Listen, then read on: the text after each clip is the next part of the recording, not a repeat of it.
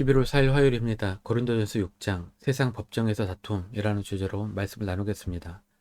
먼저 기도로 시작하십시오. 성경을 1에서 3 읽기 바랍니다. 꾸준한 용성을 나는 당신의 삶을 변화시킵니다. 첫 번째, 세상 법정 다툼에 관하여 1절입니다. 너희 중에 누가 다른 이와 더불어 다툼이 있는데 구태여 불의한 자들 앞에서 고발하고 송도 앞에서 하지 아니하느냐. 교회 안의 형제 자매가 다퉜습니다. 그럴 수 있습니다. 그런데 그 문제를 가지고 교회의 지혜로운 성도들에게 가지 않고 세상 법정, 즉 믿지 않는 재판관들 앞에 나아갔습니다. 이것은 세상 사람들에게 우리 교회는 스스로 문제를 해결할 능력이 없습니다. 라고 강구하는 것과 같았습니다. 하나님의 영광을 가리는 매우 부끄러운 일이었습니다.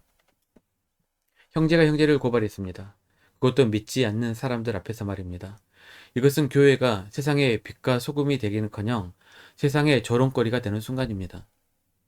우리는 장차 예수님과 함께 이 세상을 판단하고 심지어 타락한 천사들까지 판단할 존재입니다.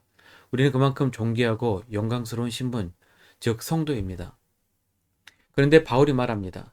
너희 교회에는 형제 간의 싸움을 중재할 만큼 지혜 있는 자가 한 사람도 없느냐. 여기서 바울은 세상의 상식을 뛰어넘는 기독교 윤리의 핵심을 말합니다. 7절 상반절입니다. 너희가 피차 고발함으로 너희 가운데 이미 뚜렷한 허물이 있나니. 무슨 뜻입니까? 재판에서 이기고 지는 것이 중요한 게 아니라는 것입니다. 형제를 세상 법정에 세운 그 순간 너희는 이미 패배한 것이라는 말입니다. 세상 방식에 굴복했기 때문입니다. 그러면서 이렇게 권면합니다. 7절 하반절입니다. 차라리 불의를 당하는 것이 낫지 아니하며 차라리 속는 것이 낫지 아니하냐. 세상은 절대 손해보지 마라. 내 권리를 찾아라 라고 말합니다.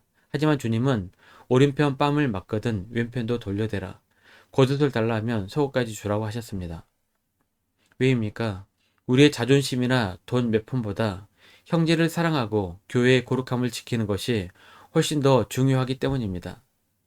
바울은 이 문제가 단순히 부끄러운 일을 넘어 구원의 문제와 연결된다고 경고합니다. 불의한 자가 하나님의 나라를 유업으로 받지 못할 줄을 알지 못하느냐. 그러면서 무서운 죄의 목록을 나열합니다. 음행하는 자, 우상 숭배하는 자, 간음하는 자, 도적, 탐욕, 술 취하는 자, 모욕하는 자, 속여 빼앗는 자. 형제를 속여 빼앗는 행위가 하나님 나라에 들어가지 못할 심각한 죄라고 말합니다. 혹시 이 말씀을 듣고 절망하는 분이 있습니까? 나도 저런 죄를 지었는데 그럼 나는 하나님 나라에 못 들어가나? 11절 상반절입니다. 너희 중에 이와 같은 자들이 있더니. 무슨 말입니까? 있더니는 과거형입니다. 그것은 너희의 옛 모습일 뿐이다 라는 것입니다. 이것이 복음입니다. 우리는 원래 그런 죄인들이었습니다. 하지만 예수님의 피로 씻음을 받았습니다. 깨끗해졌습니다. 죄가 없다고 선언을 받는 의롭다 하심을 받았습니다. 두 번째, 성도는 몸을 거룩하게 지킵니다. 당시 고린도에는 복음을 오해한 사람들이 있었습니다. 그래 우린 씻음을 받고 의롭게 되었어. 율법에서 자유해졌어. 그러니 이제 모든 것이 내게 가하다. 그들은 이 자유를 방종의 구호로 삼았습니다. 특히 성적인 죄에 대해 이렇게 변명했습니다. 그냥 육체의 욕구일 뿐 어차피 몸은 썩어 없어질 텐데 무슨 상관이냐. 바울은 이들의 잘못된 주장에 단호하게 답합니다. 12절입니다. 모든 것이 내게 가하나 다 유익한 것이 아니요 모든 것이 내게 가하나 내가 무엇이든지 얽매이지 아니하리라. 죄는 자유를 약속하지만 결국 우리를 노예로 만듭니다. 음란의 노예, 탐욕의 노예, 중독의 노예로 만듭니다. 진정한 자유는 죄에 얽매이지 않는 것입니다. 13절 하반절입니다. 몸은 음란을 위하여 있지 않고 오직 주를 위하여 있으며 주는 몸을 위하여 계시느니라. 여러분의 몸은 단순히 밥 먹고 자고 썩어 없어질 고깃덩어리가 아닙니다. 여러분의 몸은 주님을 위해 존재합니다. 더 놀라운 것은 주님도 우리의 몸을 위해 계신다는 사실입니다. 바울 한 걸음 더 나아갑니다. 15절 상반절입니다. 너희 몸이 그리스도의 지처인 줄을 알지 못하느냐. 우리가 예수님을 믿을 때 우리는 그분과 연합하여 그분의 몸의 일부, 즉 지체가 되었습니다. 내 손, 내 발, 내 눈, 내 몸이 곧 예수님의 몸의 일부가 되었다는 것입니다. 그런데 바울이 묻습니다. 내가 그리스도의 지체를 가지고 창녀의 지체를 만들겠느냐? 결코 그럴 수 없느니라. 우리가 음란한 죄를 지을 때 그것은 나 혼자 짓는 죄가 아닙니다. 나와 연합하신 예수 그리스도의 거룩한 몸을 더러운 죄악의 자리에 끌고 가는 행위입니다. 이제 바울은 마지막 결론에 이릅니다. 몸이 거룩해야 할 가장 중요한 이유입니다. 18절입니다. 음행을 피하라.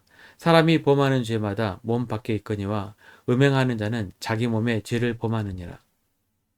다른 죄들은 몸 밖에서 일어나지만 음행은 거룩해야 할 자기 몸 자체에 죄를 짓는 특별한 죄입니다. 왜 피해야 합니까? 19절입니다. 너희 몸은 너희가 하나님께로부터 받은 바 너희 가운데 계신 성령의 전인 줄을 알지 못하느냐. 여러분의 몸은 여러분의 것이 아닙니다. 여러분의 몸은 하나님이 거하시는 성전입니다. 지성소입니다. 성령님이 지금 여러분 안에 살고 계십니다. 성전에 더러운 쓰레기를 버리고 오물을 쏟아붓는 사람이 있습니까? 우리가 음란한 것을 보고 음란한 생각을 하고 음란한 행동을 할 때 우리는 바로 성령님이 거하시는 성전을 더럽히는 것입니다. 바울은 우리의 정체성을 마지막으로 확인시켜 줍니다. 19절 하반절에서 10절 3번절입니다. 너희는 너희 자신의 것이 아니라 값으로 산 것이 되었으니. 말씀 명미 적용입니다. 첫 번째, 공동체의 거룩함과 형제 사랑을 위해 세상의 방식이 아닌 차라리 손해를 감수하는 십자가의 길을 선택합니다. 두 번째, 내 몸은 주님이 피값으로 사신 성령의 전입니다. 음란을 피하고 나의 몸으로 하나님께 영광을 돌립니다. 1년 성일도 주간 계획입니다. 오늘 화요일 요한복음 13장에서 15장까지 말씀을 천천히 묵상하십시오. 11월 중보기도 제목입니다. 5가지 기도 제목과 충분히 기도하시고 교회와 개인 기도 시간을 가지시기 바랍니다. 가정에서 기도하시기 힘드신 분들은 교회 나오셔서 주중 기도의 시간을 이용하시면 됩니다. 주중 기도는 새벽 6시부터 밤 10시까지입니다. 편하신 시간에 나오셔서 정기적으로 기도하시길 바랍니다. 하루 30분씩 최선을 다하시기 바랍니다. 그러면 여러분의 삶이 변화될 것입니다. 영상을 다 보신 분들 확인 문자를 보내시거나 유튜브에 댓글로 달아주시면 정기적인 영성 훈련에 도움이 될 것입니다. 오늘 하루도 승리하시기를 기도합니다.